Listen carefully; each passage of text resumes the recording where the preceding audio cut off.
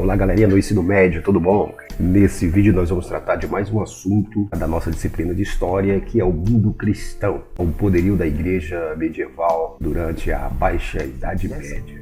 Bem pessoal, nessa série nós vamos tratar do assunto da igreja medieval em 3 vídeos. No primeiro vídeo, que é este, nós vamos tratar do poder da igreja medieval na Baixa Idade Média. E nós vamos falar das cruzadas, do Tribunal da Santa Inquisição, das práticas heréticas e de outros assuntos importantes ligados ao tema. No vídeo 2, que vocês devem assistir porque é a continuidade desse assunto, nós vamos tratar da cultura medieval, a poesia, a música, a literatura, o surgimento das universidades e outros temas importantes. E no vídeo 3, que é a continuidade dessa série, nós vamos falar do desenvolvimento medieval. Aí nós vamos falar do desenvolvimento da economia, do renascimento das cidades, do renascimento do comércio, do surgimento dos burgos, das comunas e de outros assuntos ligados ao tema.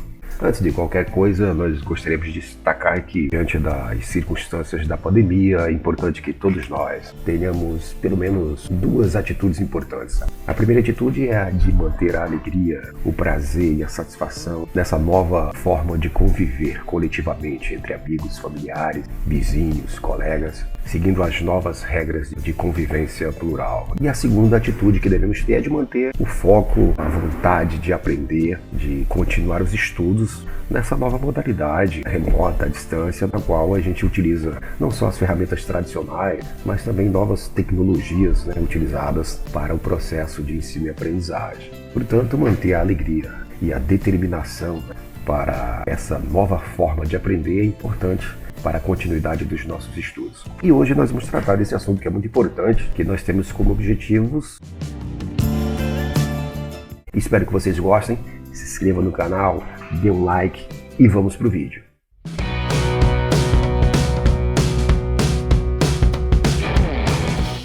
A igreja se fortalece na Idade Média, Vai haver um aumento de adeptos do catolicismo. Por volta do século X, em quase todo o território do antigo Império Romano havia católicos, A igreja vai desempenhar um papel muito importante, porque ela vai articular as sociedades medievais através basicamente de 2 coisas, da língua latina e da divulgação também dos valores cristãos. E a igreja, portanto, vai adquirir enorme poder material, com doações de toda a ordem, de todas as partes, a ponto de ela chegar a ter 1/3 das terras cultiváveis da Europa Ocidental. Eu quero destacar aqui que esse processo de fortalecimento da igreja da Baixa Idade Média, entre o século XIII, XIV e XV, vai se dar muito por conta da fragmentação dos antigos reinos. Nós estudamos nos vídeos anteriores o Reino Franco, o Carolíngio, o Sacro Império Romano Germânico. Quando esse reino se fragmenta e deixa de existir, então os senhores feudais passam a ter o controle de suas terras.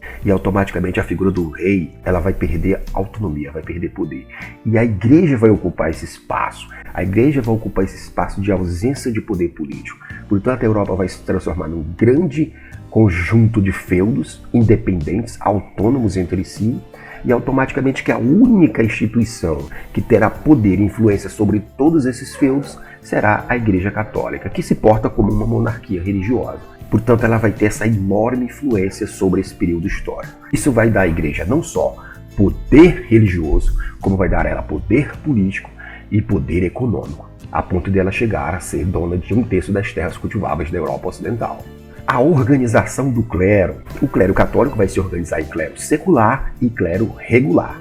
O clero secular, são os sacerdotes que vivem fora do mosteiro, que ocupam a hierarquia organizacional do clero católico, que começa lá no topo, no Papa, depois tem os bispos, abaixo deles os arcebispos e na base da pirâmide hierárquica os párocos, aqueles que tomam de conta da paróquia, na sua relação direta com os fiéis. E vamos ter o clero regular, aqueles dos monges que vivem nos mosteiros ou conventos, que obedecem a uma ordem religiosa, vão se dedicar à prática agropastoril e ao artesanato e ao trabalho intelectual de copiar e conservar os manuscritos da filosofia grega. Os mosteiros também vão se tornar em centros educacionais e vão ter dentro de si escolas e bibliotecas durante o período medieval. Aqui nós podemos ver uma pirâmide demonstrando a organização do clero. Outras crenças e concepções que vão surgir nesse período.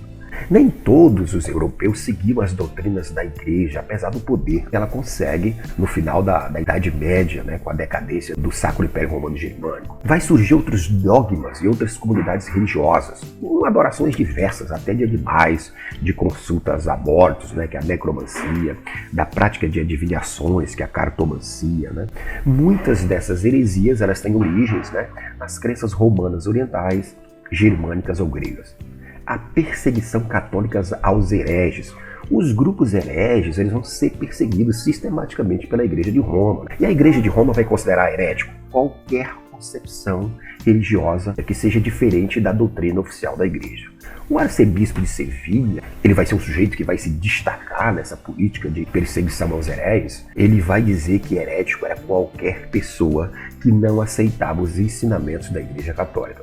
Alguns estudiosos vão dizer que as heresias elas eram mais do que uma distorção religiosa ou dogmática. Elas eram uma resistência por parte de grupos populares a certos aspectos do catolicismo que eles consideravam incoerentes para com a fé cristã. Como, por exemplo, eles criticavam o despreparo dos sacerdotes, porque havia a nomeação de pessoas ao cargo de sacerdote, muito por questão política e menos por questão teológica. Às vezes o indivíduo não tinha um preparo teológico, não tinha formação de padre, mas era nomeado sacerdote porque era amigo de algum político que ocupava um cargo da hierarquia da igreja. Lembrando que o alto clero sempre era composto por gente da nobreza. No baixo clero, que não tinha tradição familiar. Então eles criticavam a igreja ou pelo despreparo dos sacerdotes, ou porque o alto clero tinha uma vida luxuosa, com um acúmulo de bens materiais, ou por identificar a igreja apoiando um sistema de exploração da maioria da população. E a pregação da igreja apoiava a exploração dos camponeses pelos senhores feudais.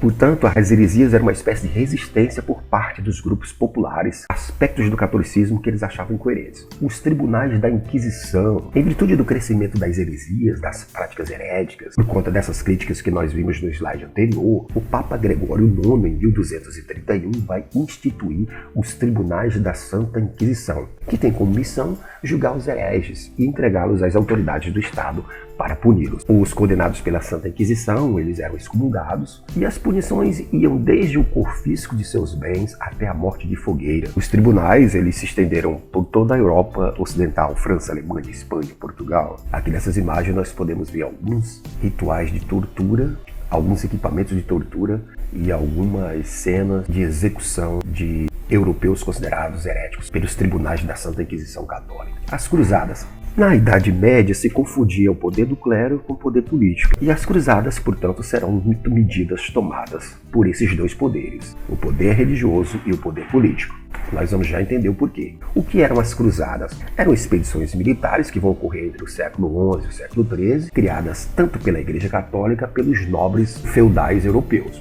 O objetivo era libertar os lugares santos dos cristãos que estavam sob controle dos muçulmanos, como, por exemplo, o Santo Sepulcro em Jerusalém. Era também uma guerra dos nobres feudais, com interesses econômicos em conquistar cidades comerciais ocupadas pelos muçulmanos. Aqui nós podemos ver que há um cruzamento de interesses. A igreja tinha interesse em recuperar um local sagrado, um local de peregrinação dos cristãos católicos europeus, que estavam sob controle dos muçulmanos, e os nobres feudais tinham interesses econômicos em conquistar novas cidades para suas atuações comerciais.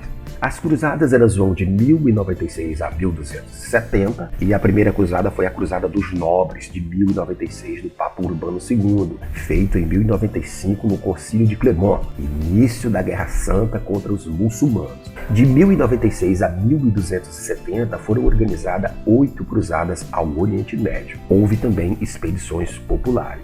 O resultado das cruzadas: ocorre o empobrecimento dos senhores feudais por conta dos altos custos dessas guerras. Por outro lado, vai ocorrer o fortalecimento do poder real à medida que os senhores feudais vão perdendo força. Vai ocorrer também a reabertura do mar Mediterrâneo, principalmente para os comerciantes italianos, que vão desenvolver um intercâmbio comercial entre a Europa e o Oriente, uma vez que até então o mar Mediterrâneo estava fechado sob controle dos muçulmanos. Portanto, as cruzadas vão reabrir o Mediterrâneo para os europeus voltarem a comercializar com os povos do Oriente. Bem, como dissemos anteriormente, né, nós resolvemos dividir o assunto em 3 vídeos, para os vídeos não ficarem muito longos, muito cansativos. Esse é o vídeo 1, a Igreja Medieval na Baixa Idade Média, o mundo cristão, e espero que vocês assistam o vídeo 2, onde a gente vai tratar sobre a cultura medieval, e o vídeo 3, que nós vamos falar sobre o desenvolvimento da Idade Média. Um abraço em todos vocês, cuidem uns dos outros, consultem os slides antes de responder as atividades nas nossas respectivas plataformas e até a próxima!